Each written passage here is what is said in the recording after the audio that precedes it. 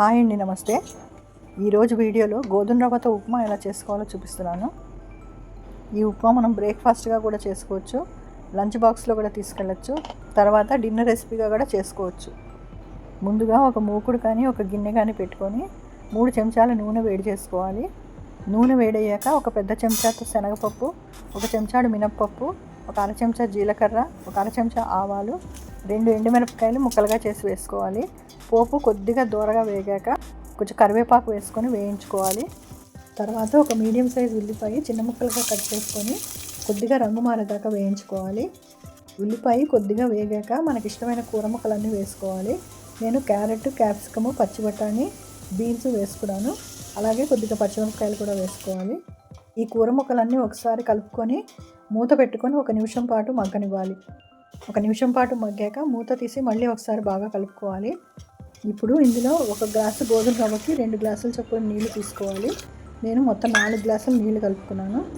2 గ్లాసుల గోధుమ రవ్వ తీసుకుంటున్నాను. నీళ్లు పోసాక ఒకసారి కలుపుకొని రుచికి సరిపడా ఉప్పు వేసుకోవాలి. అలాగే కొద్దిగా పసుపు వేసుకోవాలి.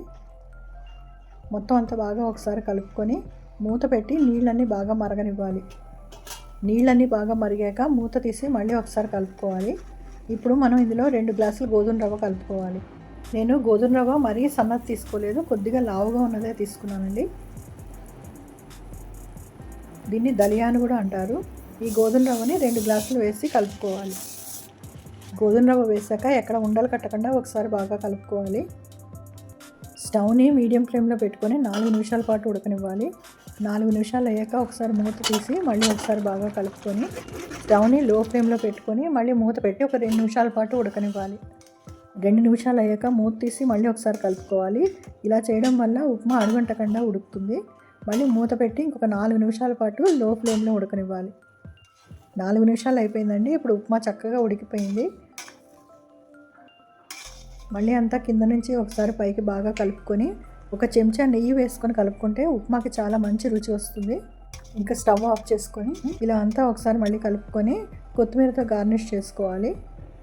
అంతేనండి, గుమగుమలాడే గోధుమ రవ్వ ఉప్మా రెడీ అయిపోయింది. ఇలా మూత పెట్టి ఒక 5 నిమిషాలు ఉంచేస్తే గోధుమ రవ్వ పొడి పొడిగా అవుతుంది. ఇలా చేస్తే పిల్లలు కూడా చాలా ఇష్టంగా తింటారు. ఇది లంచ్ బాక్స్లో కూడా చాలా బాగుంటుంది. ఈ వీడియో కనుక నచ్చితే లైక్ చేసి మీ వాళ్ళందరికీ షేర్ చేయండి. మరి నా ఛానల్ కూడా సబ్స్క్రైబ్ చేసుకోండి. Thanks for watching.